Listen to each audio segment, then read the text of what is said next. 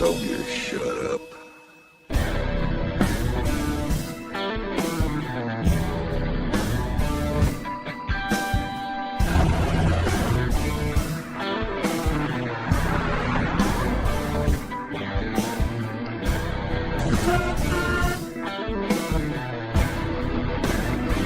Hey, baby. What the hell are you doing? What? Ron, you promised. You know how I get when all that jabbering starts, and it just makes me crazy sometimes. You know how I am. Get in. You have a show to do in 4 hours. Oh, baby, we're gonna make it to that show. You don't worry about that. You just get this Cadillac fired up and headed towards Austin. Jabbering.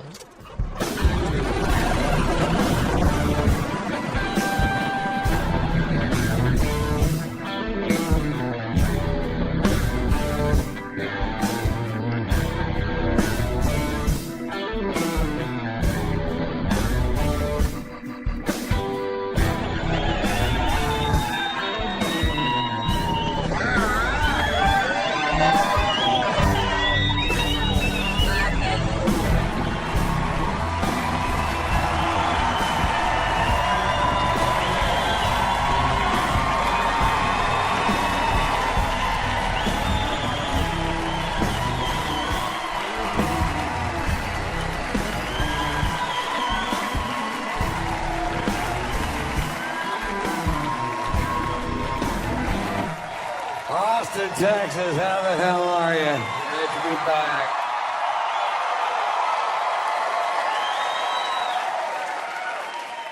Oh, man, it's so great to be back in Austin, Texas, man. I just have so much fun when I'm here. I see so many friends. Thanks for coming out. I was in Bakersfield, California Wednesday night. Boy, you people think you're stupid. Last time I was in Austin was the first time I've ever blatantly been offered a three-way. And I turned it down because it was one of those deals where it was two dudes and me.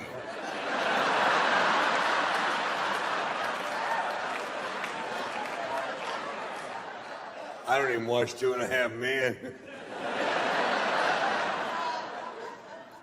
We flew in from Los Angeles, and we were going through LAX and go through screening, and this guy's just losing his fucking mind because I guess he doesn't travel that much. He's not used to this equipment, and he's just going crazy. You know, you can have fun with that. You can do what I do.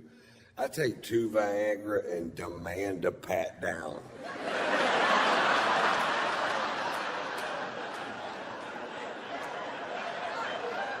What's that in your pants, Mr. White? I have no idea. You're gonna need to pat that down. Pat it back up again. Give it a couple twists, see if it's hooked to anything. You might want to go wash your hands.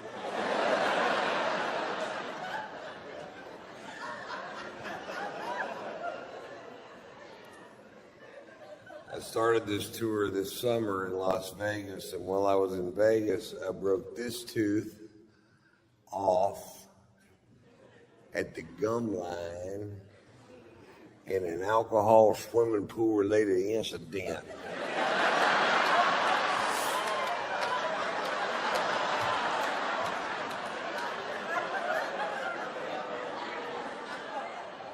I had a show to do in 4 hours. I was drunk and missing a tooth.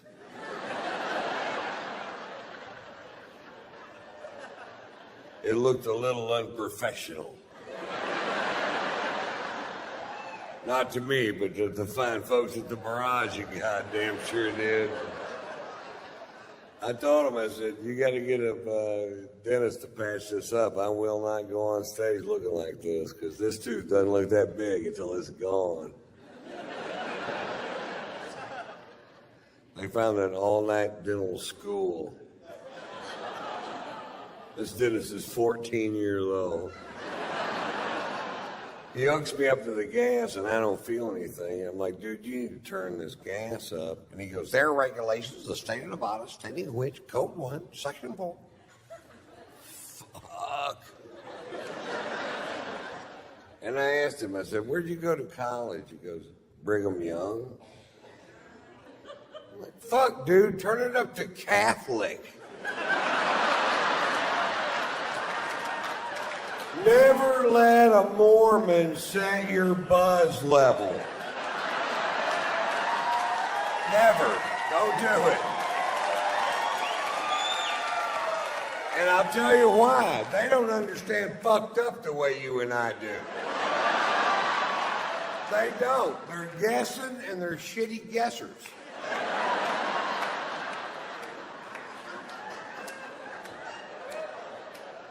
When he got through with the procedure, you could still tell which tooth he worked on because it was a different color. My teeth looked like Indian corn.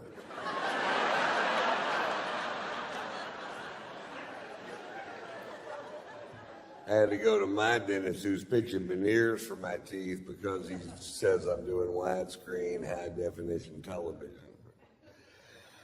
Which is nobody's friend, man. Every actor I know in Hollywood would rather have low-definition, narrow-screen TVs so they look thin and fuzzy instead of clearly fat.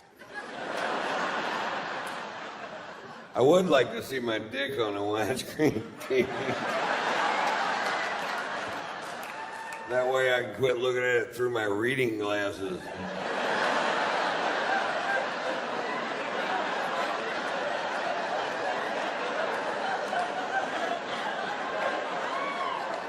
Put these on, baby.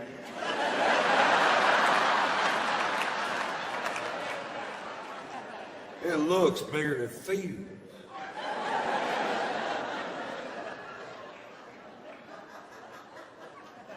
I had no idea how expensive veneers were, man. They wanted to do 8 teeth on the top and 6 teeth on the bottom, and I was like, well, how much does that cost? He says $27,500.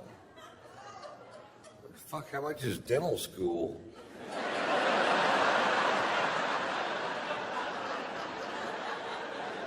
I'll teach my mother how to do it. You're going back to college, Mom. I never went to college. Well, this be fun for you then. It was a weird week, and I knew it was going to be a weird week because it started off weird. I was going to go to Vegas a day early to do some media, and I wanted to see the show called Love. It's also at the Mirage, Beatles Cirque du Soleil show. Fantastic fucking show. And so I was talking to my wife and I live in Atlanta and Hollywood, and we were out in California, and I said, I'm leaving today at 3:30 to go to Las Vegas, and I have an airplane that you guys bought me. I like it a lot. Half the Fortune 500 companies in America have let go of their private jets. Not Ron White. I'm flying that son of a bitch straight into bankruptcy.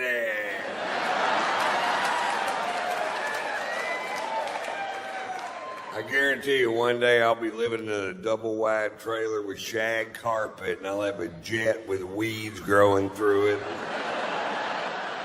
I'll be in the front seat going, push me around some.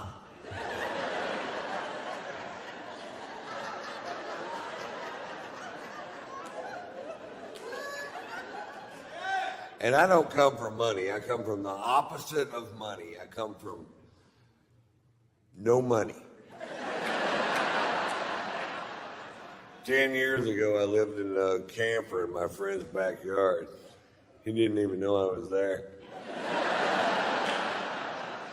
It wasn't even a nice camper. It was like a homemade pop-up camper. It looked like somebody had duct taped the tent to a golf cart. I had a 20-inch Coleman television.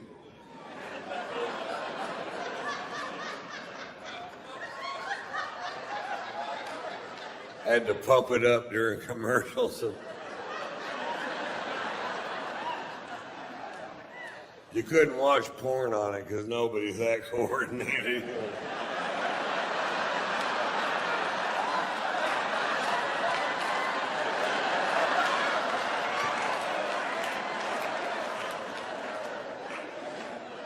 I was broke. I owe the IRS a bunch of money because I don't understand how that works. It's confusing. When I started doing stand-up, they said that made me an independent contractor, and they said I needed to start filing my taxes quarterly, which I thought meant every 25 years.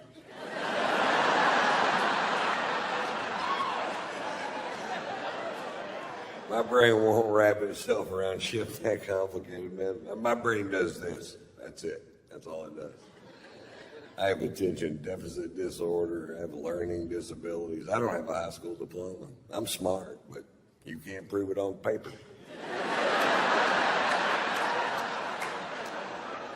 I do have a GED, and if you don't know what GED stands for, you probably got one too.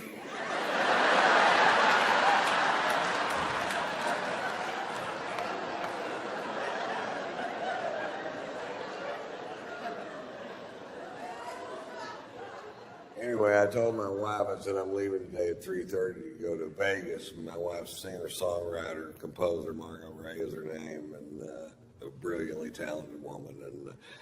And she says, well, I'm working with a guitar player in the studio till 5 o'clock. You can't wait till 5:30 so I can fly with you. And I said, can you be there at 5:30? And she said, yes, which I knew was a lie, because she's the biggest liar I've met in my life.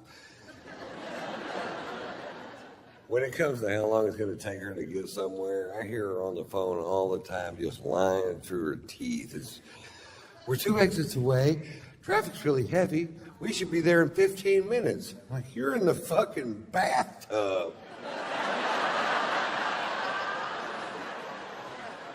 We wouldn't be there in 15 minutes if we were where you said we were.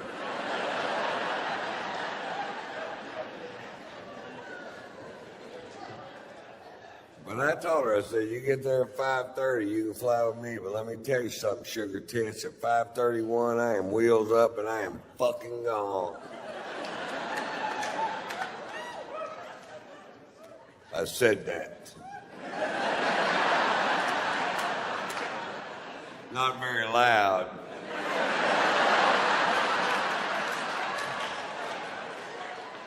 But I said it. 5:31 gets there. Is she there? No. Do I leave? No. 6:01 gets there. Is she there? No. Do I leave? No. Why? Because this dick won't suck itself. That's why. It won't. I've asked it to many, many times. In fact, the other day, I sat my dick down, I looked him straight in the eye, and I said, listen, I know I've drug you into some pretty muddy shit in the last 35 years. I need you to get past that, learn how to suck yourself so I can grow a spine and get on with my goddamn life.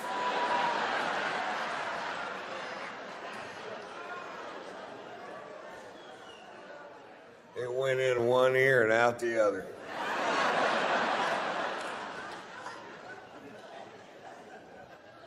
My dick has ears. It has an eye, and it has 2 ears, and a double chin. Mr. Potato Dick. The cutest thing you ever saw. I got little outfits to put on them. One of them's a raincoat. Not a condom, a raincoat. A little yellow slicker with that hat. Looks like that fish and chips dude. It's the exact same size as the one on the box. That's just an interesting fact.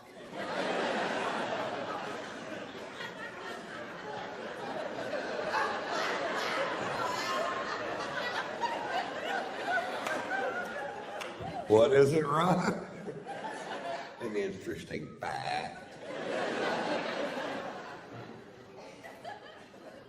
Anyway, so we go see Love and Beatles Cirque du Soleil show. I'm a huge fan of the Beatles, and I just love their music, always have. And Cirque's always fun, and our shows are at the same time, so I'd never been able to see it. And I got 8 people from my camp. My wife's sitting next to me. We have great seats because I work for the Mirage, and everything's perfect except right behind me, these 2 chicks are just jabbering. Not about the show, just jabbering. Just jabber, jabber, can't shut up. Jabber, jabber, won't shut up. Jabber, fucking jabber, jabber.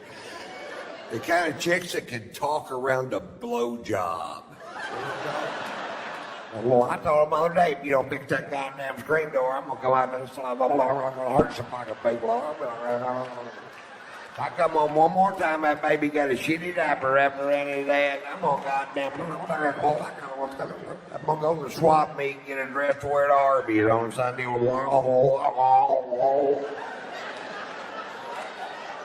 And I turned around and looked. I noticed their husbands were with them. I figured they're at a gun show trying to find a way out of this fucking thing.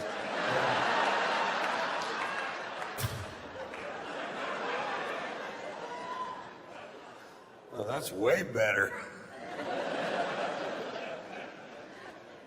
I hear the guy sitting next to him go, hey, could you hold it down? My family's trying to watch the show. And she goes, fuck you, we paid our money. We'll do whatever the hell we want. And I'm just steaming fucking pissed. They're ruining my goddamn night. I can't hear anything but that. I've been waiting for a year to fucking see this show. And I turned around and very politely,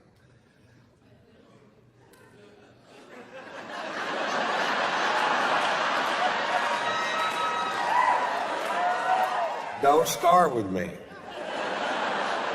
Very politely, I said, lady, talking during live theater, as far as social skills goes, is like shitting in the street. She goes, you better mind your own business. I said, you better quit shitting in the street. She goes, I'll have you thrown out of here. I said, if you don't quit flapping your fucking cock holster. Everybody heard that. Before, it was a little disturbance right behind me. Very few people privy to that one. Then 1,700 people hear me go, if you don't quit flapping your fucking cock all the time.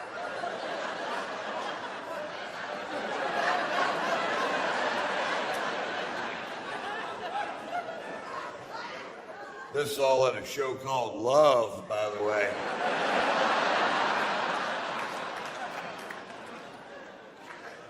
I had her murdered and buried in the desert. Vegas, baby. Careful who you fuck with. And legend has it, if you go out into the desert and the moon is full and the wind dies down, you can still hear her jabbering.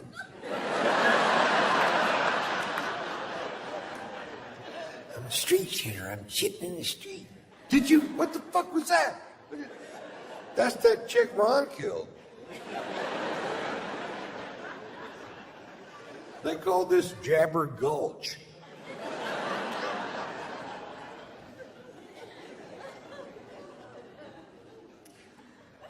My favorite thing about playing Vegas is I get to play this golf course called Shadow Creek, which is one of the most exclusive golf courses in the world. I worked for them 3 years, didn't even know it existed, because they knew if I found out it existed that I'd pester the fuck out of them until they put it in my contract, which is exactly what happened. It's amazing. This golf course is just fucking so tricked out. The first time I walked through the gates, I was like, nobody's stopping me. It's where all the pros play when they're in Vegas. And I was out there this summer, and Tiger Woods was out there just dicking around.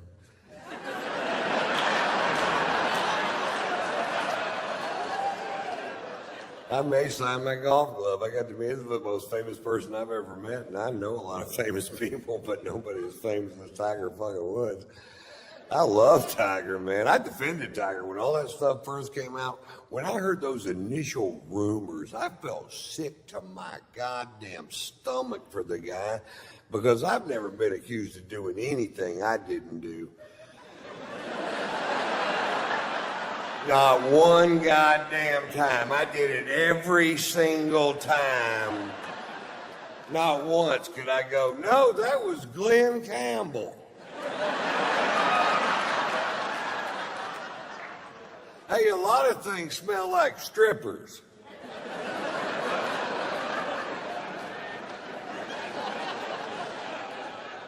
And I defended him to my wife. I said, you don't know what this guy's been through. He had his first famous golf shot on television when he was 2 years old.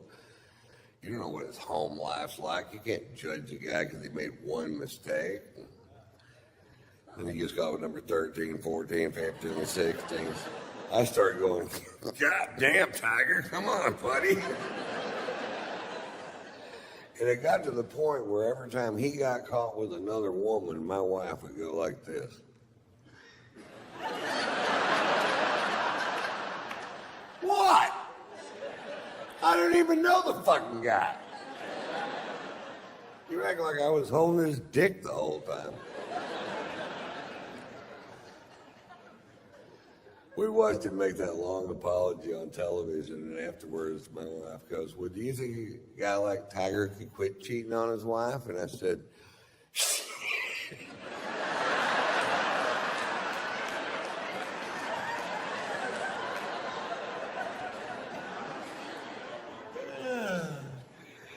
you bet.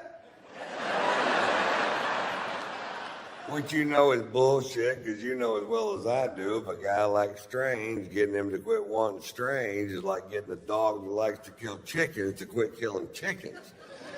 They don't even know what you're talking about. You gotta quit killing chickens. All right, let me see if I got this straight.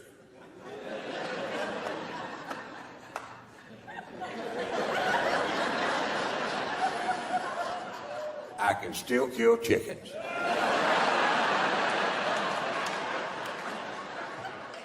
No, you can't kill chickens anymore. All right? Let's say I'm in a hotel room with the chicken.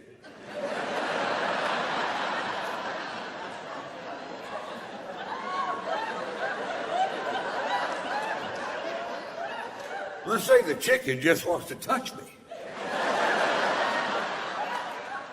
Can I kill that chicken? No? My wife told me all women want the same thing. They want to marry somebody who will never have sex with anybody else, no matter what. And I said, well, then maybe you should consider marrying somebody that nobody else wants to fuck. If it means that much to you, you know? Don't marry the most famous golfer in the world. Marry the most famous frisbee golfer in the world. Ain't no line to fuck that dude.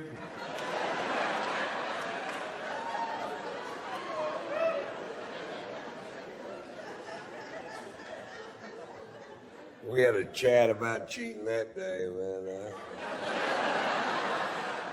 My wife told me, she goes, listen, Ron, let's get this straight. Sex is sex.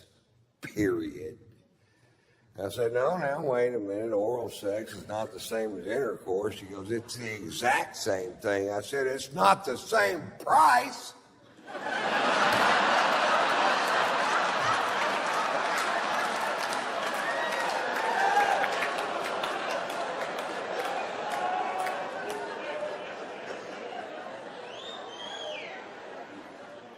I heard that on the radio.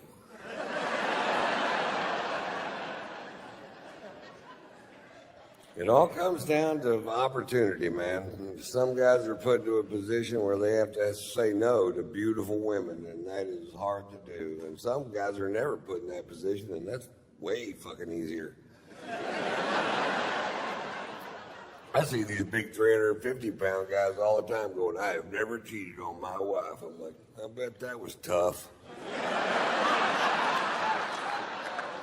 Tiger doesn't get any credit for all that pussy he turned down, and that's the number you're looking for right there. My wife's best friend, her husband cheated on her, and my wife hates Tiger's guts. And I'm like, well, what about that guy? You don't hate that guy? She goes, he did it one time. I said, he had one chance. This guy had sex with 100% of the women he possibly could his entire goddamn life. Tiger was 18 for 82,000. That takes a little goddamn discipline right there. If 82,000 women want to have sex with you and you only fuck 18 of them, that's love. He was in love with that woman. She broke his tiny tiger heart.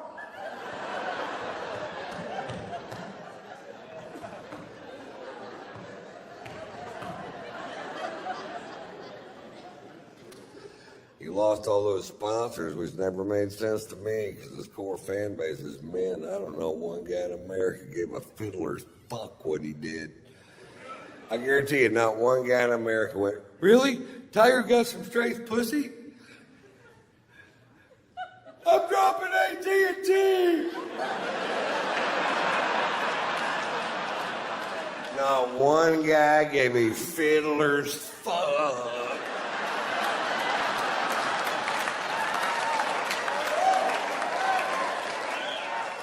Now, when they were around their wives, they'd act like they gave a fiddler's fuck, get all foghorn, leghorn. Why, I can't believe a man would commit such transgressions towards his wife. I say, how's his relationship with the Lord? I'd like to know.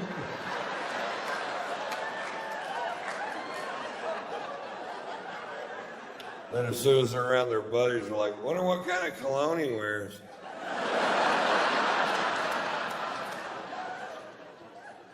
I want to smell just like that dude, man. He lost so many sponsors, I'm thinking about bringing him over to Ron White Inc. And not because we need a new face for the company. I'd just love to have somebody around the house to fade the heat when I fuck up. Ron White, you are the most selfish prick I have ever met in my life. Tiger, get in here. You tell her what you did.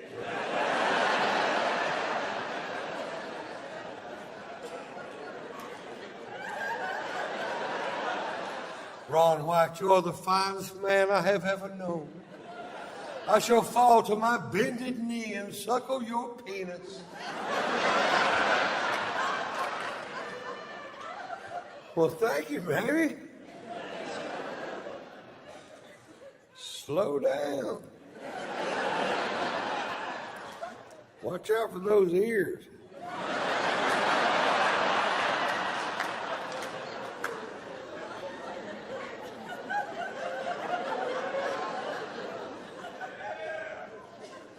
My New Year's resolution this year was to lose some weight and try to get in better shape. And I was working out yesterday, and I hurt my fat.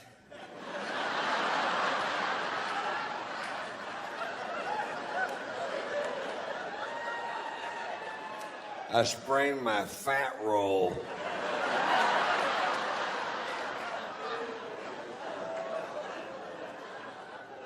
Everybody in my camp's on my ass about taking better care of myself. I'm like, what?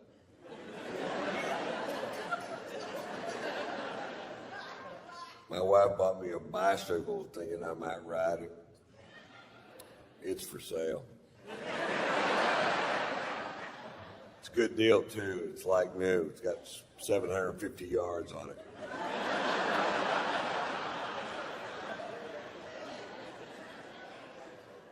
My wife wants me to start doing yoga with her, and I said, like, baby, I'm not that flexible. And she goes, You can bend over and touch your toes, can't you? I said, the only way I can touch my toes, somebody cuts them off and hands them to me.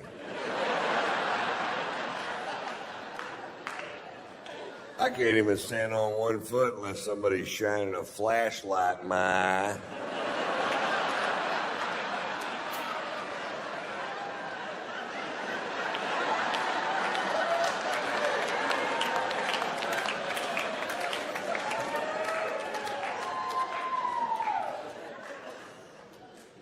I thought this was funny. We were at my wife's yoga school the other day, and they have a vegan restaurant there, and my wife goes, why don't we eat here? We've never eaten here. And I said, fine, let's eat here, because this dick won't suck itself.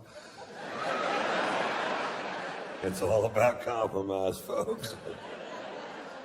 And I take my tray around to all the bean sprout piles, and I get to the cash register, and my tray is empty. And the purple dreadlocked kid that runs the cash register goes, Mr. White, aren't you going to have something for lunch? And I said, there's just nothing here that I eat. And he picks up a piece of carrot cake wrapped in cellophane. He hands it to me. He goes, try this. It's vegetarian. The carrot cake is vegetarian? Goes, yeah.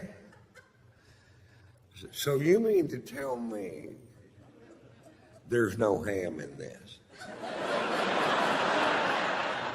Because my mother makes a meat lover's carrot cake. It's got sausage, pepperoni, hamburger meat. Not really heart healthy. She serves it with a Lipitor and a stent.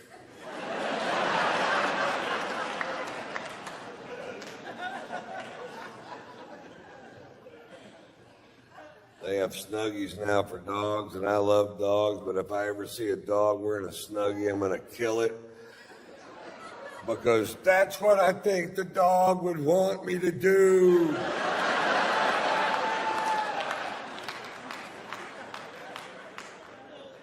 I think if all dogs go to heaven, Michael Vick's going to be a little nervous if he makes the cut. No kidding.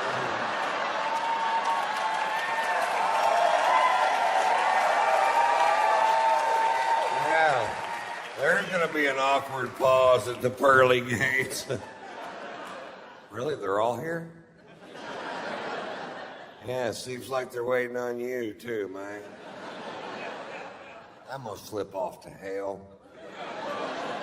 Tell Bin Laden I said, fuck you. We got Bin Laden, man. It took 10 years. It wasn't exactly a calf rope. He was in that house for 6 years with 5 wives. I would have shot my fucking self. I'd have had my head out the window screaming at drones, going, I'm over here!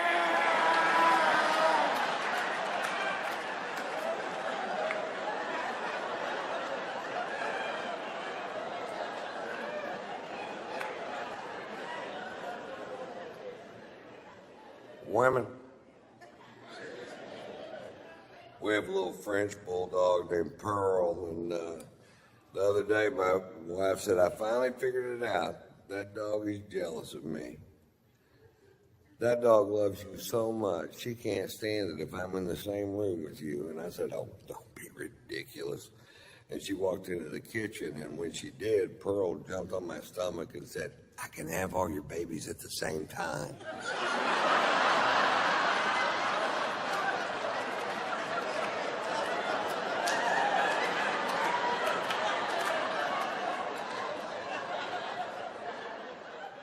She's coming back. Act like nothing's going on. Nothing is going on. I didn't know whether to buy more of that weed or never smoke it again.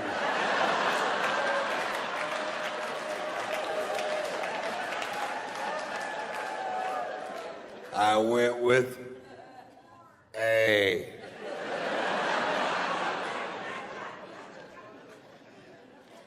I got busted with weed in Florida last year.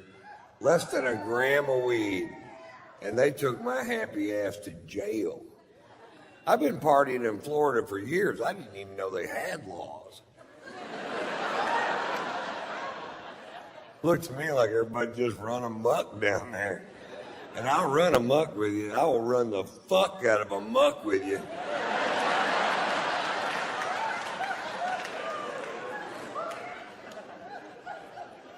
They took me to jail, man. And I'll tell you what happened. I fired these two pilots for being dickheads. And there was these dickheads. They started following my plane around on a software called FlightAware. And if you know the tail number, you can follow any plane in the world anywhere it goes. And then right before I'd landed in a town, they call the cops, tell them it's a drug plane, so the cops would come fuck with me. That's pretty fucking funny.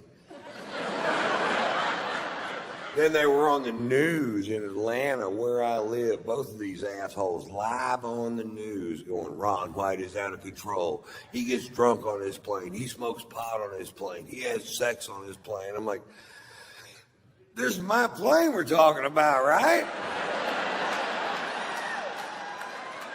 Not like I did that shit on a Delta flight, for fuck's sake.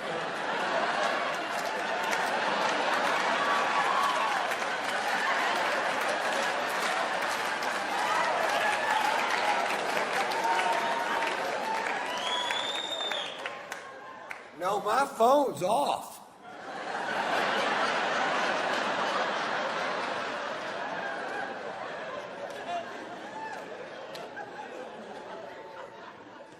My wife got pissed at me when I got busted with that weed, and she smokes pot. What the fuck is up with that?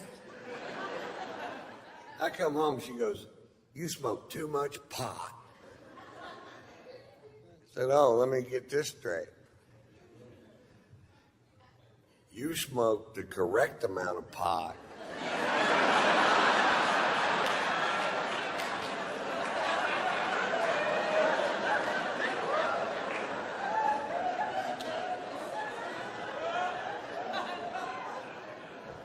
You ever smoke so much pot your wife starts to make sense? Me either.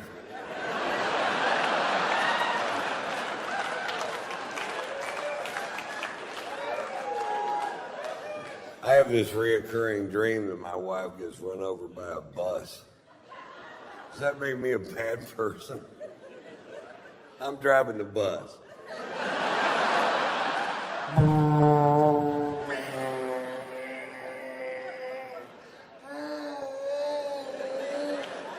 Bleep, bleep, bleep, bleep. Bleep, bleep, bleep, bleep.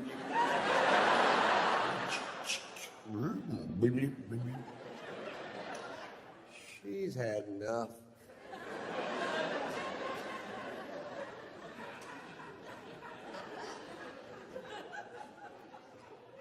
Early last year in Florida, at SeaWorld of Florida, an animal trainer was killed by a killer whale.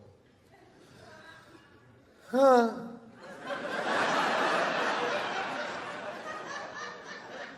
Turns out there's a reason they didn't name them ocean ponies.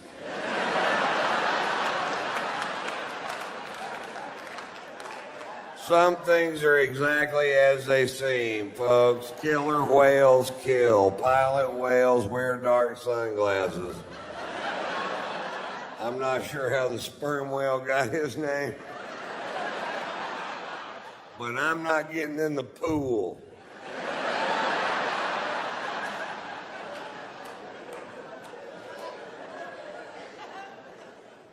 That whale got his job back. They put that whale back in the show. Now, when I first saw it on the internet, I mean, this will be world news. It wasn't even news at all. They put the whale back. This whale killed 3 people. This is a serial killer whale. And he got his job back? If that would have happened at SeaWorld in Texas, that whale would have gone straight to the fucking electric pool.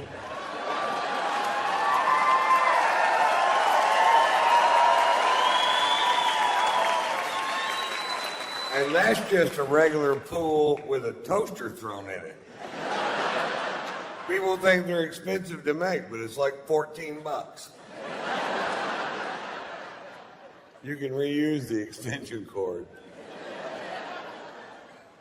People don't know that. We'll get another toaster. Yeah.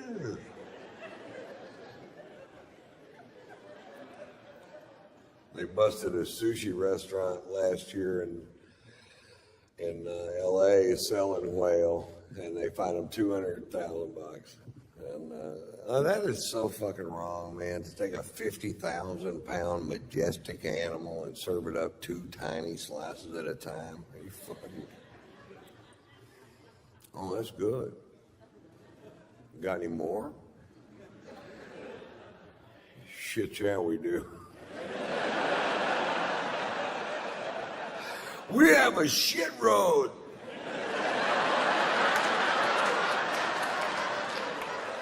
We make a big commitment.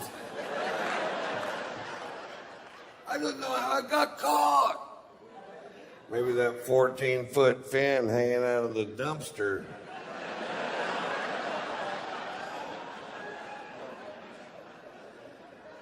I should have closed the rig.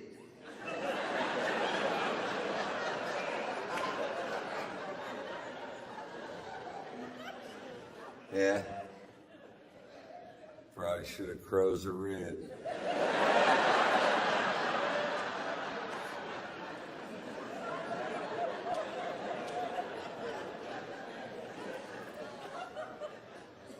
I live in Atlanta half the year, and last summer in Atlanta, an idiot teenager was decapitated at a major amusement park in Atlanta on a very famous roller coaster. And now what I thought happened was he was on the ride, stood up, and got his head cut off. That's not what happened. What happened was, while he was on the ride, his hat flew off. And when he got off the ride, he climbed over 2 fences and went through 2 gates, telling him not to retrieve this hat, which it turns out he didn't really need after all.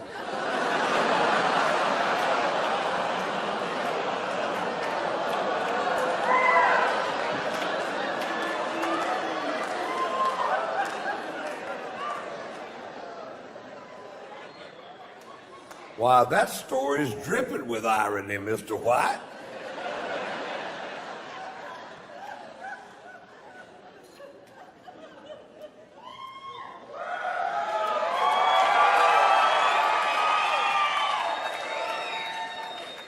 The part of the show where I prove my job is better than yours. Cheers, you guys are fantastic. Thank you so much for coming out on Saturday.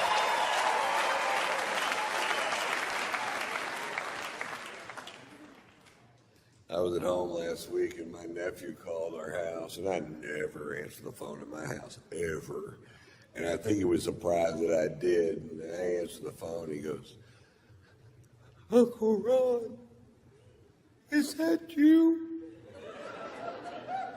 I said, "Yeah, it's me." He goes, "Uncle Ron, did you know it's okay to be gay?" This is why I don't answer the fucking phone at my house right there. Now it's my problem. I'm like, "Well, you're right. It is okay to be gay. Do you know what gay means?" He goes, "That's where a man likes a man or a woman likes a woman, but they can't have babies." Pretty close.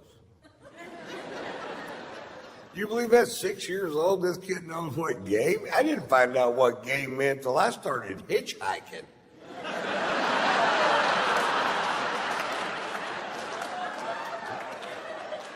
I wrote a book, 7 Silly Secrets Truckers Just Don't Want You to Know.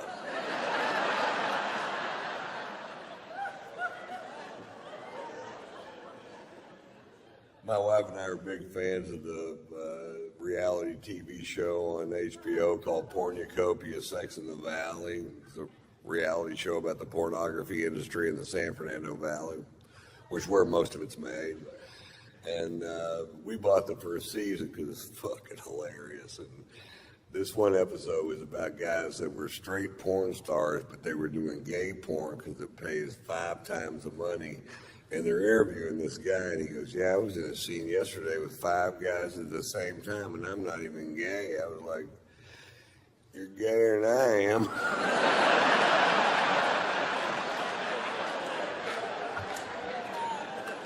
If If you can even think of what to do with 5 dicks at the same time, you're way fucking gayer than I am.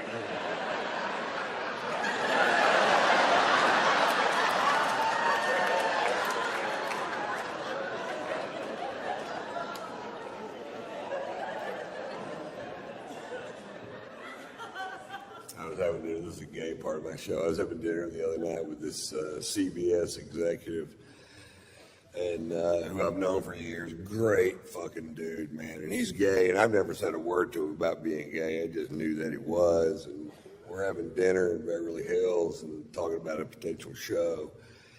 And this chick walks into the restaurant that's LA smoking fucking hot, man. Probably an actress or a model. And she was an ILF, which means I don't care if she has children. I don't think the letters line up, but that's what it means. She sits at a table kind of near us by herself. And I'd had a couple bottles of wine with dinner and a couple scotches before that, and I was pretty drunk. And I said, "You mean to tell me that does nothing for you?" And he looked at her and he goes, "Not a thing." I said, "You mean you would rather have sex with me than her?" "Not by much."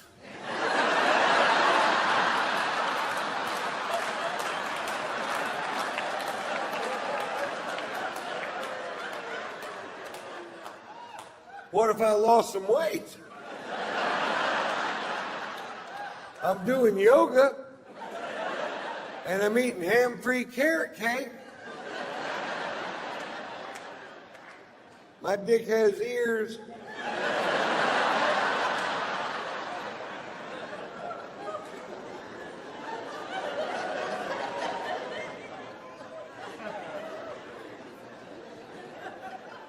That's my favorite thing about LA is the people out there are just so goddamn pretty, man. I'll tell you how it happened. Back in the 20s, they started making movies out there. And when they did, all these beautiful people from all over America flocked the fuck out there to be in the movies. And they couldn't all be in the movies. Some of them got regular jobs, but they met those people that were in the movies. They got together. They had these beautiful babies. And those babies grew up and met other babies from the same area, and they got together and had even more beautiful babies. And almost the exact opposite thing is happening right now in Kansas.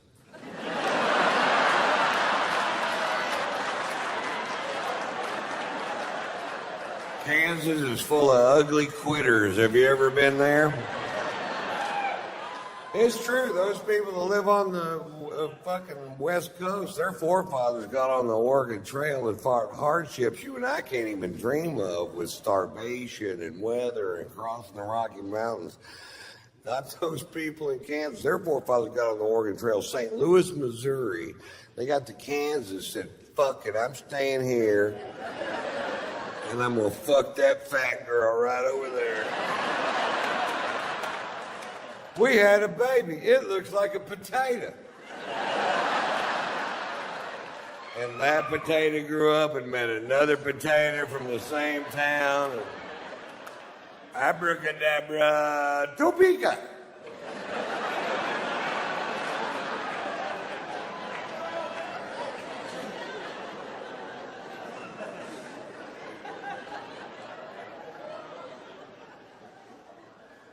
My wife came home from the store the other day and she goes, "I was in the produce department today and this guy told me I was beautiful."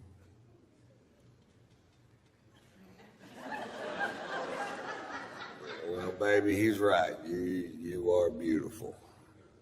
She goes, "Yeah, but he said it." I'm like, "Well, I'm saying it now. You're beautiful." "Yeah, but he said it." "Really? You ever overdraw his checking account?"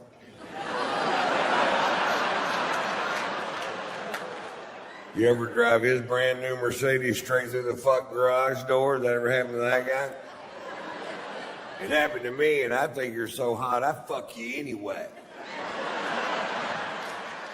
And if you're one of these guys going around to grocery stores telling married women they're beautiful, hey, fuck you.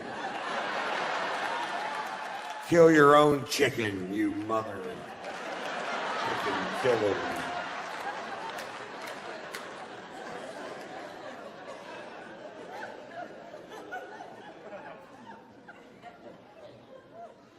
My wife's best friend has an autistic child named Lewis. Lewis is 12 years old, and he's the sweetest child I have ever known. I've known him since he was 6, and we were at their house Labor Day, and Lewis informed me that he was going to run the 40-yard dash for the Special Olympics at Gwinnett High School near where I live in Atlanta, and he asked me if I'd come hoot for him. And I said, Lewis, I'd love to come hoot for you. I just need to check my schedule. And he goes, we checked it. You're clear.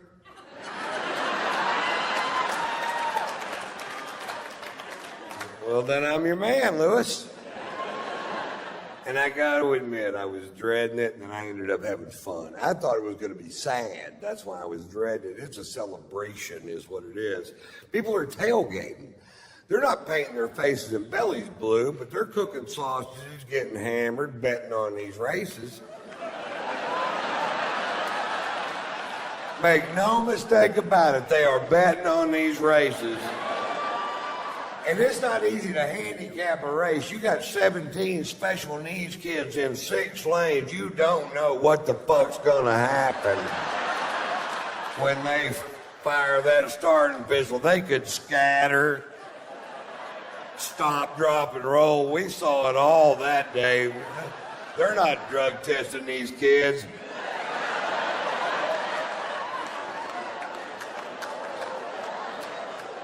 And they announced a 40-yard dash, and I was making a little wager on my man Lewis, which I did for $100.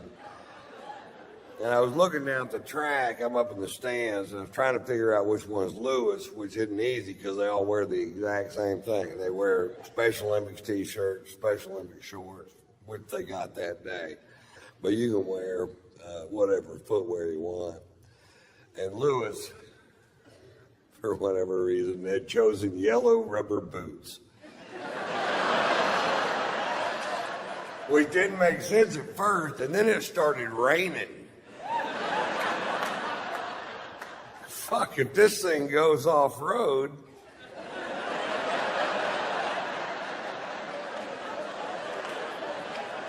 I got a natural mudder.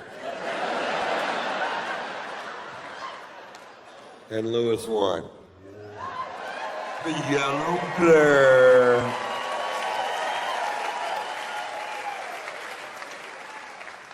That's what I call him now, the yellow blur. He loves that nickname. His mother called me the other day. She goes, would you please call Lewis the yellow blur? Put him on the phone. You're the yellow blur.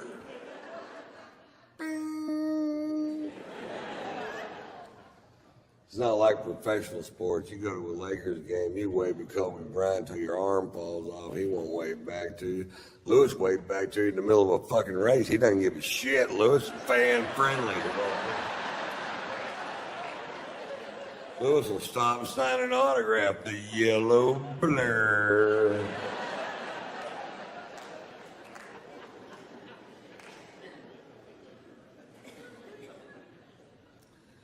I took my son Tater Tots to Europe this summer.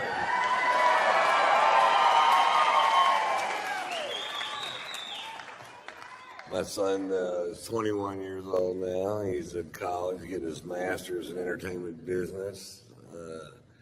He's a great kid, man. I'm so proud of him. He's smart. He's funny. He has my brain's high-end peaks without my low-end problems. That's some good goddamn news for Daddy right there. We've been monitoring it. He's funny. I was doing a corporate gig in Orlando where he goes to college, and I was backstage with him. I don't get asked to do a ton of corporate gigs because what do you want your corporate image to be? We were hoping for an overweight alcoholic that smokes and cusses.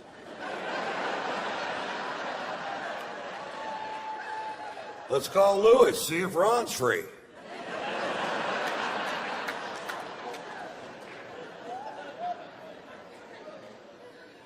Anyway, I'm backstage in the green room with my son, and I wear wild socks.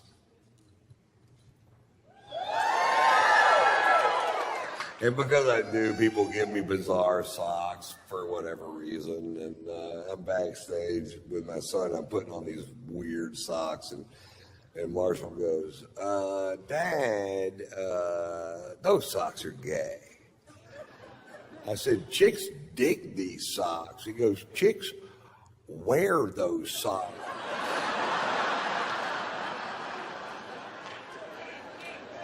All right, he's my kid. You can stop those tests. I love his mom, man. His mom's great. She's my second wife. And I never argued with her ever, but she didn't want to be married to somebody that was always going to be on the road.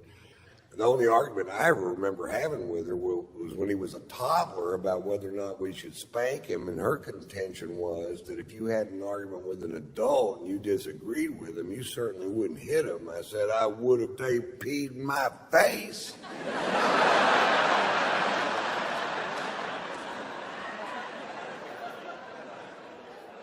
I'm not kidding, pee in my face. See what the fuck happened.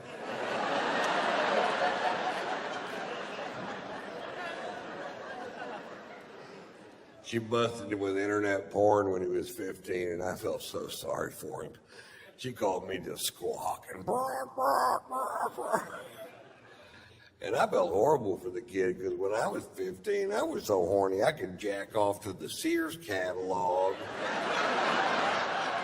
And that's just big girl panties and lawnmowers. I can't imagine being 15 years old and having an unstoppable stream of pornography piped straight into your goddamn bedroom. When I was a kid, I had to earn porn, man. You had to wait till your friend's dad went out of town on business. You had to pull down a rickety spring-loaded attic ladder. You had to crawl up into a dusty, spider-ridden fucking crawl space, forge through cardboard boxes till you find an 8mm reel.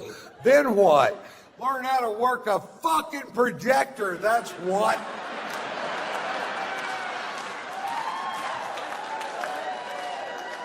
And after all that, you got silent, bushy porn.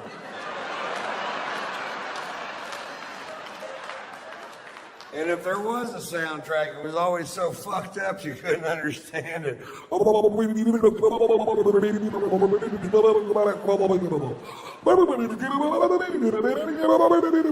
gonna stick his finger in her ear? No, his penis in her rear. Watch the movie.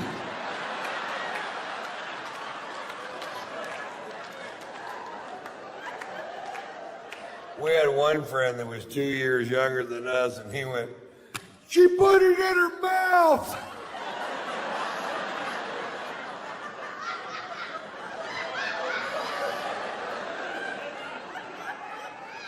I didn't know she was gonna put it in her mouth. She's gonna need to brush her teeth.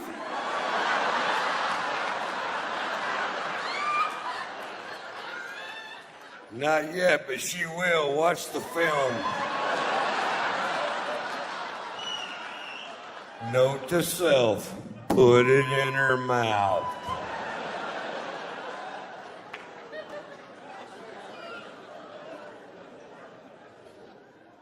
So Lori told me, she goes, that's my ex-wife's name is, she goes, you're going to need to talk to your son about sex. It's time. And I said, well, you're right, it is. And she goes, when are you going to do it, Ron? I said, he's going to be at the house this weekend, so I'll talk to him then. And I said, okay, fine. I said, Marcia, turn off television. I said, turn it off. I need to talk to you. All right. I said, I want to talk to you about sex. He goes, oh, Dad, come on. I said, no, you're 15 years old. It's time we had this talk. And he goes, okay. I said, the clitoris is as sensitive as an eyeball.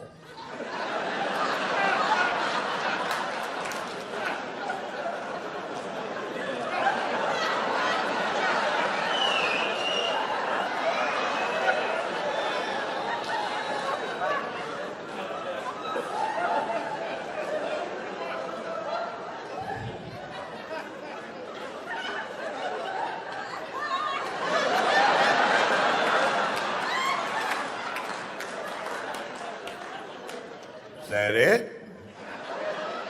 That's all I got. Don't go rubbing on it if it's dry. Turn that TV back on, boy. What about safe sex, Dad? Yeah, it's never safe. Their husbands always come home. That's a fucking myth.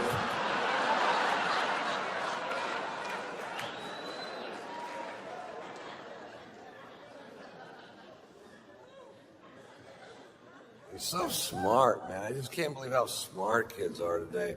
He can answer any question that you can come up with in 2 seconds off his phone. He's a computer freak anyway, but you ask any question, doesn't matter, world geography, world history, a note in a song written 300 years ago, click, there it is. When I was a kid, I had to believe my mother. That's it. That's all I had. Mommy, where do rainbows come from? Well, 3,000 years ago, an 800-year-old man named Noah was commissioned by the Lord to build a giant ship, and all the animals, 2 by 2. You try to run that crap by a kid today, they're like, click, click, bullshit.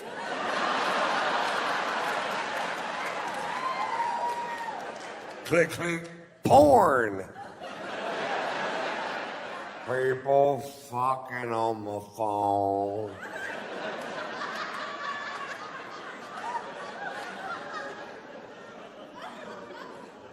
But my mother didn't know the answer to a question. I had to go to the library, which is a building where they used to store the knowledge. Now it's just a place where homeless people piss. But my mother used to drop me off at the library when I was a kid, and I was always so intimidated by it because it was so big, and you had to be quiet because the knowledge is sleeping, and you had to learn a decimal system made up by some fuck named Dewey.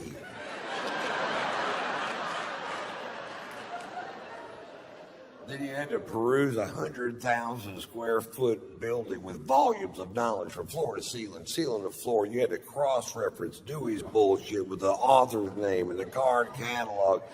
And you finally get to the place where the knowledge that you seek is supposed to be, and it might not fucking be there. Where's the knowledge that I seek? Yeah, somebody else has got it.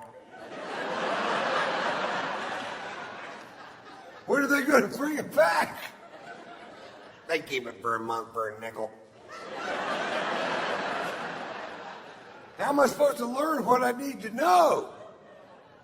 You ask your mother? My mother doesn't know how to work a projector.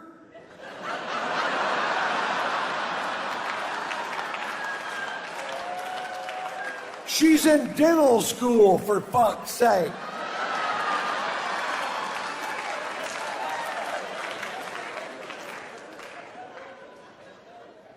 Don't try to do the math on that bit. It'll just fuck you up.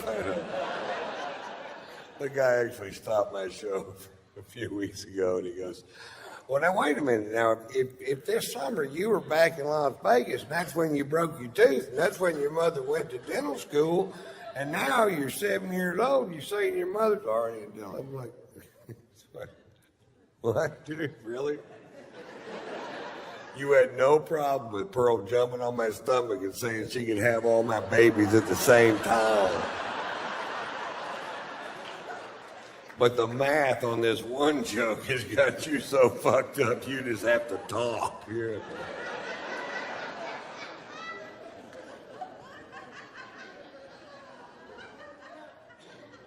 Tell you, the internet changed everything, man.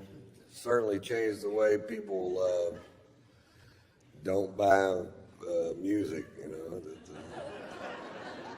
The record industry is on its ear, man, because what they manufacture became easier to steal than it is to buy. And that's just a fact of nature these days, and they'll figure it out. But I used to sell millions of comedy albums, and now it's hard to sell them because it's just so easy to fucking rip it off, you know. Just click, click, out of my IRA into your fucking pod.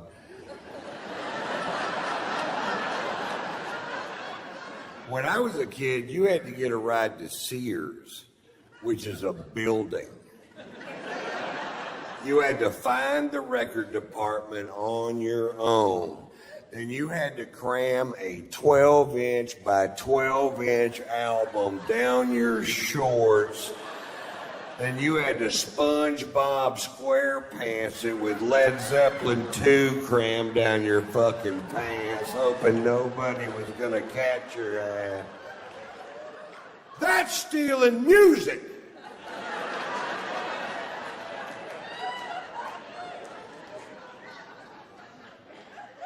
We didn't have Viagra. You had to like somebody to fuck them.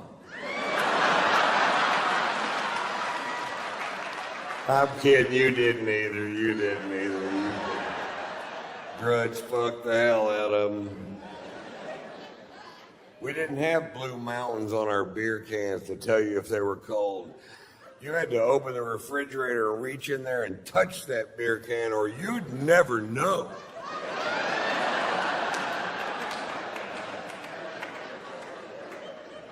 But somebody somewhere went, what if we only had some sort of thermostat on each individual can? Like the mountains changing color to see the optimum drinking temperature. Thank you, Rocky Mountain. Even though your beer tastes like ass.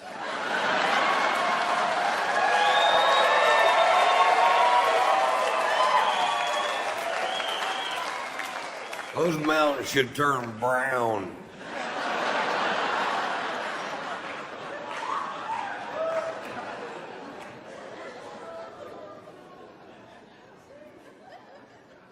So I tour, that's what I do. I go from city to city to city to city. I've done it for 27 years. I've been coming to Austin all 27 of those years. From the Velveeta Room to the Laugh Stop to the Capital City Comedy Club to the Paramount, to the Paramount, to the Paramount, to the Paramount. That's my favorite room in the whole wide fucking world, man.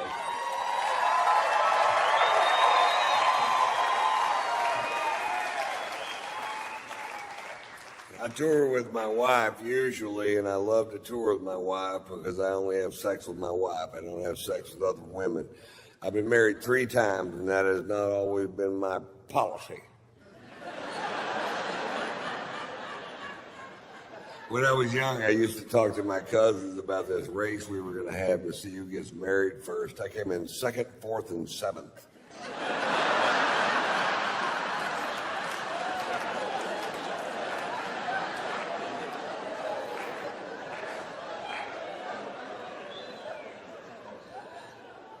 I feel like my wife misled me a little bit when we first got together, because when we first got together, she was all about, you know what, I don't ever want to have children. I'm just one of those women that never felt the urge to give birth. And I don't like real diamonds. I don't like them because of that blood diamond thing. You know what I like to do? Suck dick and cook. I like to suck dick and I like to cook. In fact, when I'm not cooking, I'm sucking dick. And when I'm not sucking dick, I am cooking. In fact, if there was a way I could suck your dick while I was cooking, if we got a stool and you stood on it, and I could blow you while I'm scrambling some eggs, wearing fake jewelry, not having a baby, all at the same time.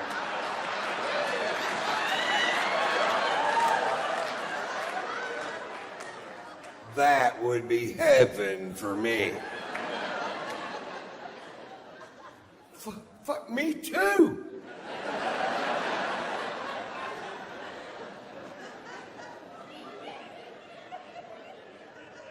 Cut to 5 years later, she's on the phone with China trying to adopt a baby. She got a diamond on her finger. Looks like a solar fucking heating unit. I'm jacking off eating a TV dinner.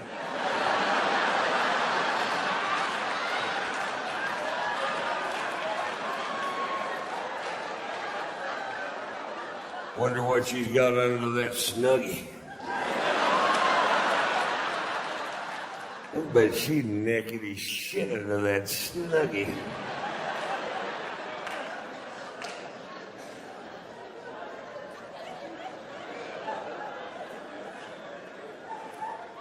We have a great sex life. You ever 69 someone so long you start to miss each other?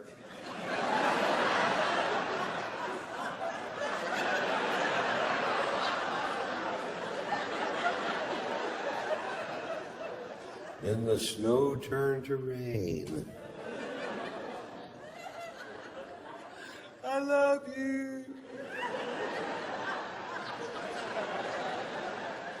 April, May. I need some food. And we can both use a shave.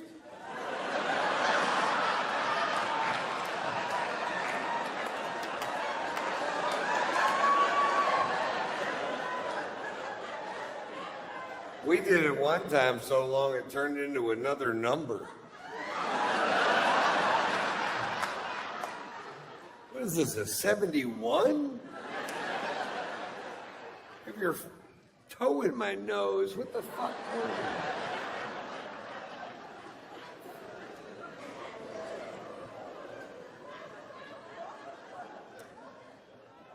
My wife has a new move in the bedroom. My wife's new move in the bedroom is, look at me.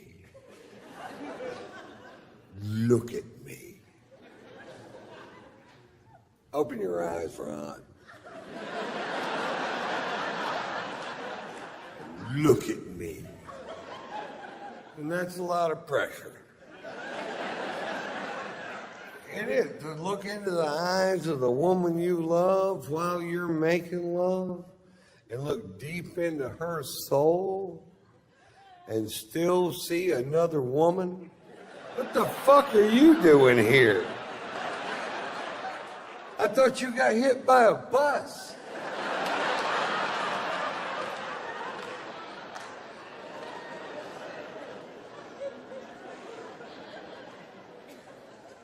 I'm great at sex. I come every time. I'm like 4,000 in a row or some ridiculous goddamn number. I'm gifted, really, I guess. My wife's maybe a third as good as me. I don't think she's trying. I asked her the other day, what's the fucking problem here, baby? She goes, well, for one thing, there's a fat, sweaty guy laying on top of me.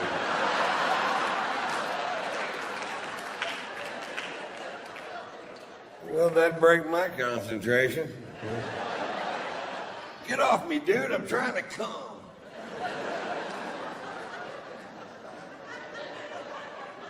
That's not true. When I'm about to come, I have the focus of a Navy SEAL. I'm like...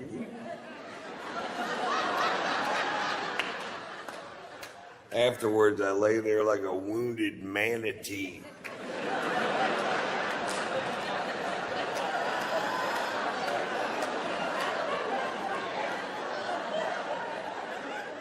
Poke him with a stick, see if he moves.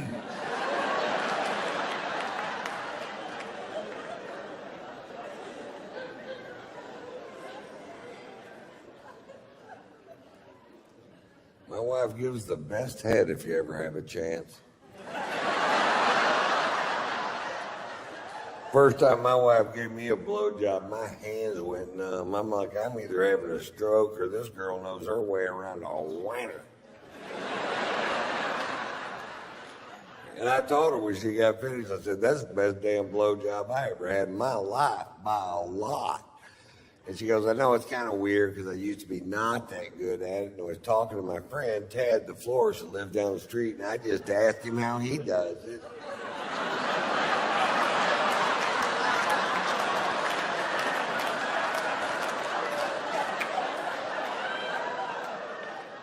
You suck my dick like Ted, the florist?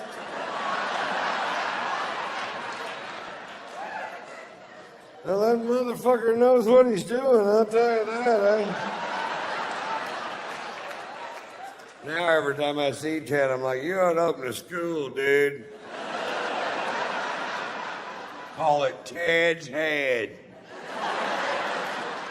Tulips for every occasion.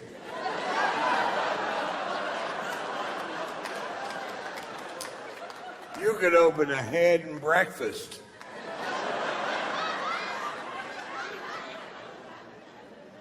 Well, then what would my slogan be? Food. It's the only thing that doesn't suck.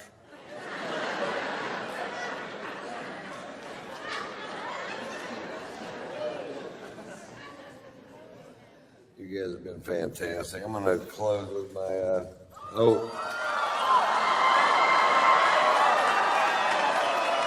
So nobody's watching the dogs, I guess.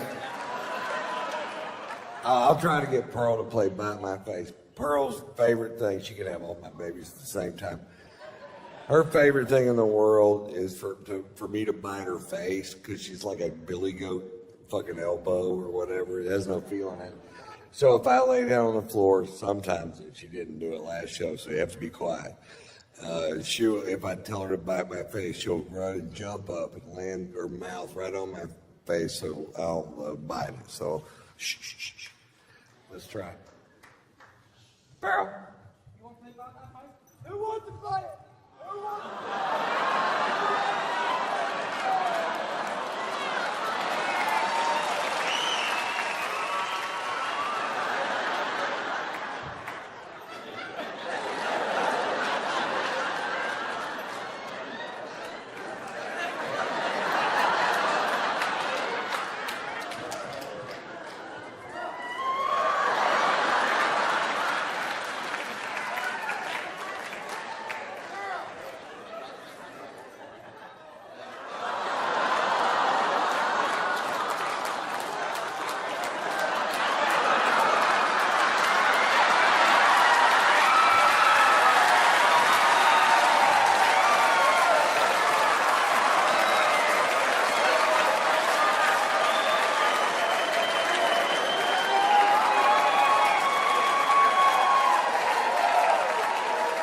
Oh, that went way better than I thought it would.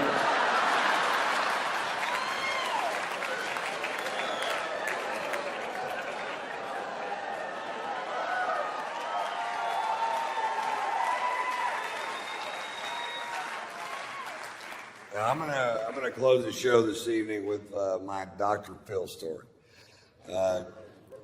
Dr. Phil McGraw is a friend of mine. We play golf together all the time out in Los Angeles, and he's a great guy. You never know. We became friends from him being a fan, and you never know if you see somebody on TV what they're going to be like in person. Doc's a solid fucking dude, I guarantee you that. He's straight as he can be, but he's a great fucking hang. And he's a great asset for me. My father passed away when I was young, and now I'm in this big business world. And I can bounce all these things that I have going on off of Doc and his 35 lawyers. And that's a big deal for me. And I'm a really good friends with his son, Jay McGraw.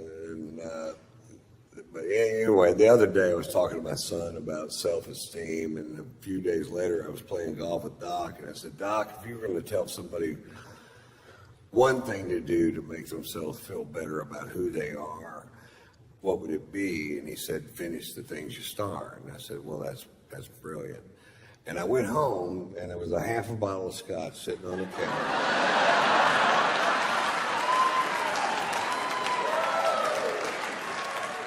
I think I know what he's getting at. That's not my Dr. Phil story. Here's my Dr. Phil story. Every year, Doc and his family rent a yacht for 12 days in the Mediterranean, and that's their vacation. And it's the only way he can get away, because he is the most famous person in America. He's the most recognizable face, 6'4", bald, dome head, porn mustache. You can spot him from any fucking road. And because he seems so approachable on television, and he really is approachable, I mean, he's a sweetheart of a dude, But people are always, anytime he goes out in public, they're just, oh, what about this? And that's fine at first, but eventually it will eat the skin off your fucking bones if you can't walk out of your house without somebody going, hey, my brother-in-law's all fucked up in the head, and I wonder if you could just sit out for just a second. Come back here, asshole! And that's exactly how it happens. I've seen it, and so that's what they do. Well, this summer, my wife and I went on vacation to France and Monaco, and I need a break too. Sometimes I do 140 cities a year. I do more dates than any other comic, more cities than any other comic working the day because I just love fucking doing it. And 20 minutes from now, nobody's gonna give a fuck about what I have to say. So, like, while they do, I believe I'll do a lot of shows. Hey. So we're in France and Monaco and having a great time, man. We're just I'm really in love with my wife. She's so talented. We have a fun life together, and we're there. And then one day the phone rings and it's Doc, and he goes, "Aren't you guys in Monaco?" And I said, "Yeah."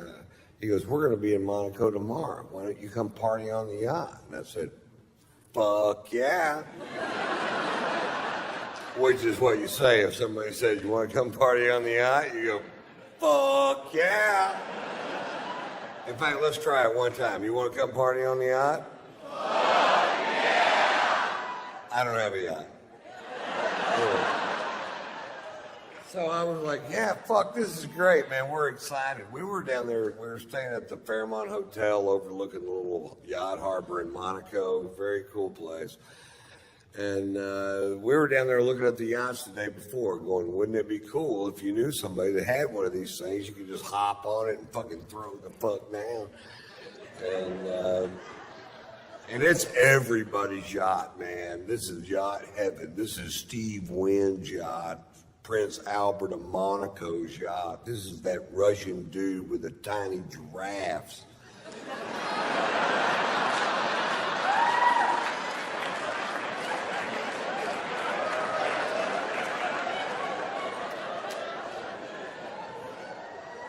Anyway, they're coming in at 6:30 the next evening, so the next morning we wake up, or next afternoon we wake up and we go have this amazing lunch, and we're drinking this fucking great wine from France, probably.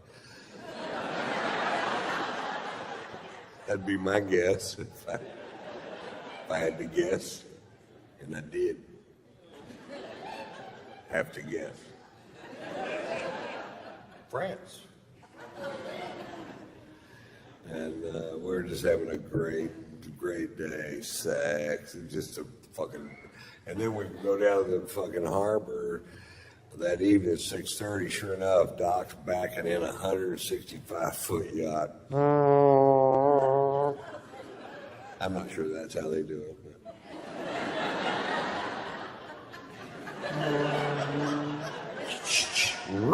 Maybe.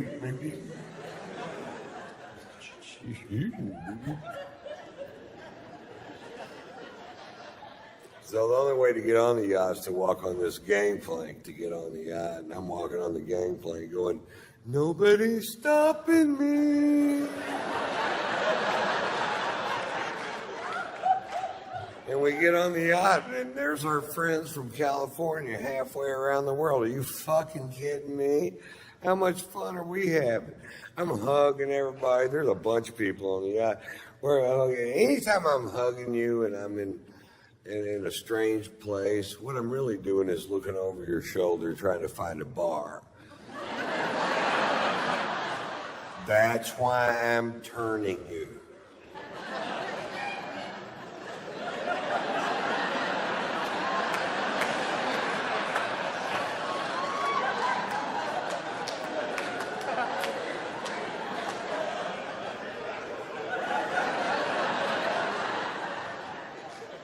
I see the bar, and right in the dead front center of the bar is a bottle of famous black grouse, which is a scotch I started drinking when I was in Scotland for the Open Championship at Turnberry. And you start looking at what the Scots drink, and that's what they drink. And I'm like, oh, fuck yes. And there they had a bottle of it on the fucking, it's kind of hard to find. And the bartender poured me a big old glass of whiskey, way bigger than this one. And I'm like, I'm in such a great mood. It tasted better than I'd ever tasted any fucking scotch ever. I'm like, oh, good Lord. That tastes like butter, honey, aged in Lindsay Lohan's pussy.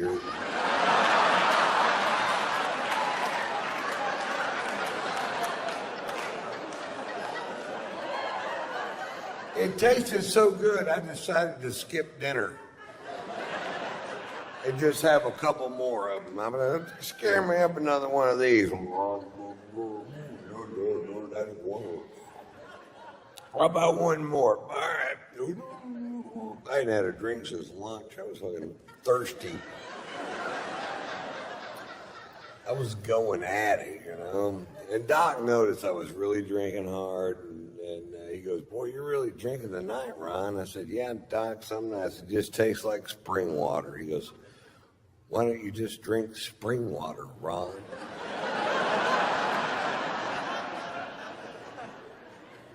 I don't know, I'm not a fucking doctor.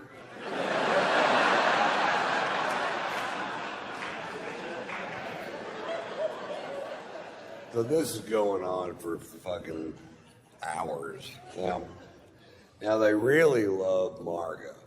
They really love my wife, Margot. Margot's sung on Dr. Phil's show a few times, and they go everywhere to see her. And Margot's a 4.5 octave classically trained opera singer that sings rock and roll and jazz and whatever. She's been singing here for years. And Robin McGraw loves to goad my wife into singing, and my wife loves to be goaded into singing, so they make a great little fucking team. And so we're on the back of this yacht, and Robin goes, "Come on, Margot, sing for us." And Margot gets up. There's people on the back partying on all these yachts, and there's bars on the pier, people out there. And Margot gets up and she sings, and they love jazz in France and Monaco. They have jazz clubs all over the place. And she gets up and she sings a jazz standard at full voice, which I don't get to hear her sing at full voice. She sings around the house, but not at full voice. And when she sings at full voice, it makes me cry. And, oh no. And she finishes the first song at full voice, and people stand up on the back of all these yachts and start cheering. They go, yeah.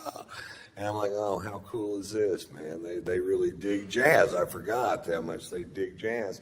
She gets up and sings another song, fucking screaming. And then people are gathering up around the back of the boat. And by song 4, there's 400 people behind the boat listening to her sing. You could hear a pin drop, just like this, pin drop. And she's just killing it. And I have a little secret. I am fucking hammered, man. I am so drunk. I can't even believe it my fucking self how drunk I am. I'm like, Jesus Christ. Whoa. And I'd get a drink and I'd take one little sip out of it and I'd talk to somebody, I'd look back and it's empty. I'm like, anybody else drinking out of this glass?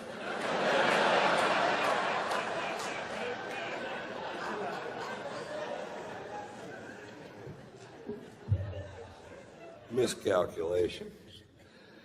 Anyway, she does, I don't know, 7 or 8 songs, and she goes, okay, guys, that's enough.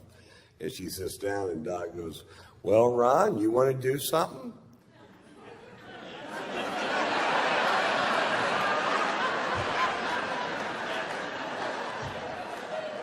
Now, I got to preface this with he's on vacation with his best friend and head lawyer and his wife, Mary Pat, and they're Baptists from Dallas. And they're a little fucking straight. And they're about to find out my secret.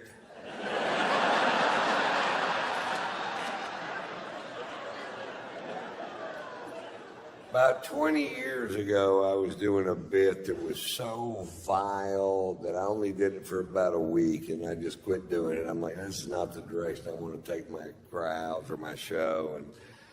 And I have no idea why I picked that night to dust her off and take her for a spin.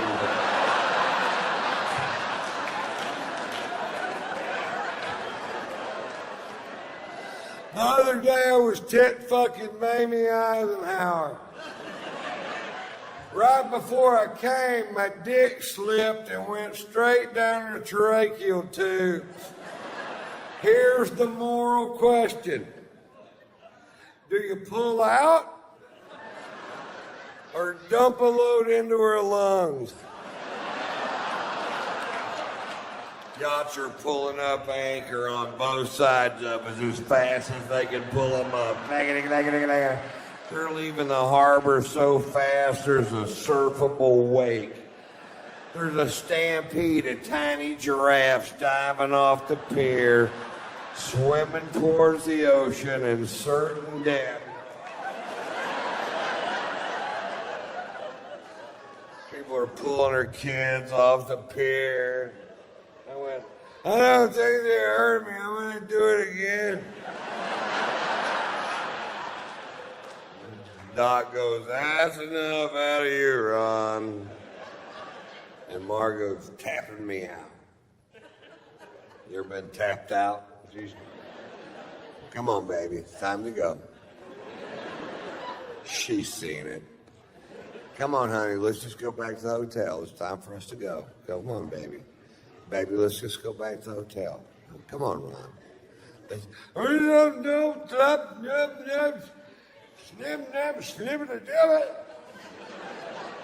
And I speak fluent drunk. That means I don't know why you want to leave. I'm having a perfectly good time.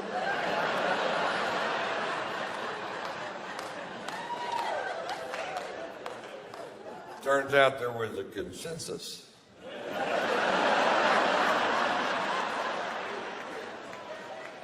I'm like, okay, I'll leave. Now, the only way to get off the ship is to walk back off that gangplank, and at the end of the gangplank, there's an 18-inch drop-off, and my wife's in front of me, Margot's in front of me, and I get to the end of the gangplank, Doc goes, big step, Ron. I said, thanks, Doc, thinking I'd made a big step towards something. Fuck, I don't know. He's a big psychologist, not me. It's amazing how much speed you could pick up in 18 inches. It's nothing like falling over on the same level that you're already on. I slammed down to that fucking pier. I landed square on this elbow, dislocated this shoulder, put a 4-inch gash down the back of my arm, and I was so drunk I just bounced off that pier.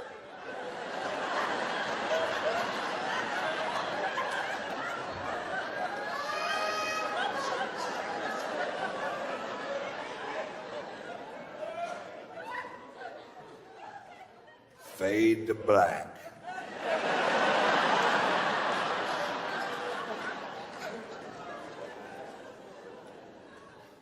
I wake up the next morning with the shoe buddies.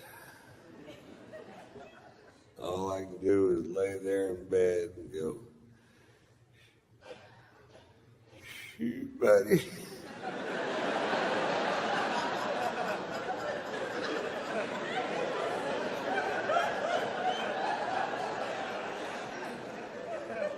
I can't move my shoulder.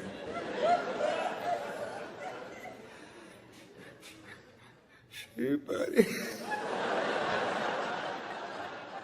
My shirt stuck to my arm with blood and giraffe hair and whatever the fuck else you find on a pier.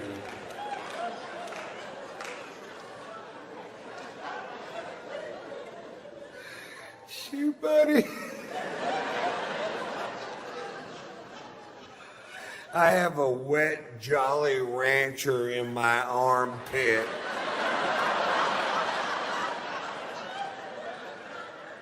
sour apple. Had to cut it out with a pair of scissors. You almost can't eat them after that.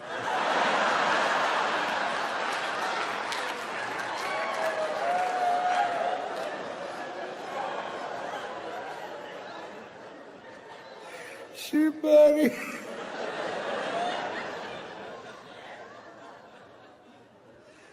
I slowly opened my aching fucking eyes. And there's Margot.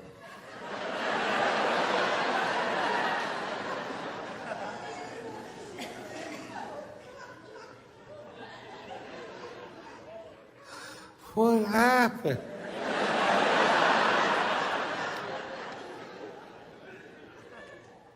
You got really drunk last night, Ron.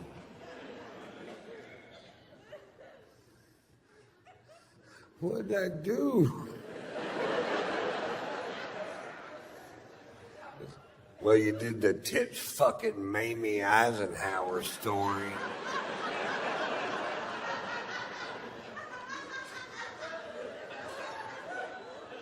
Did Mary Pat laugh?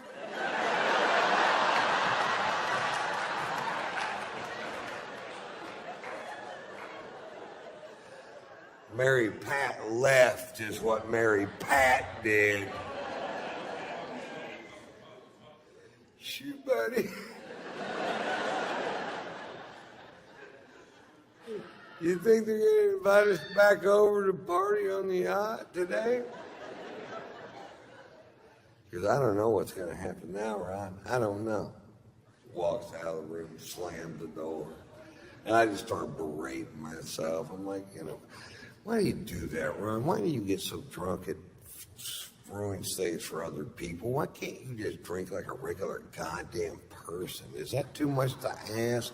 You have a wonderful son and a beautiful wife, a great career.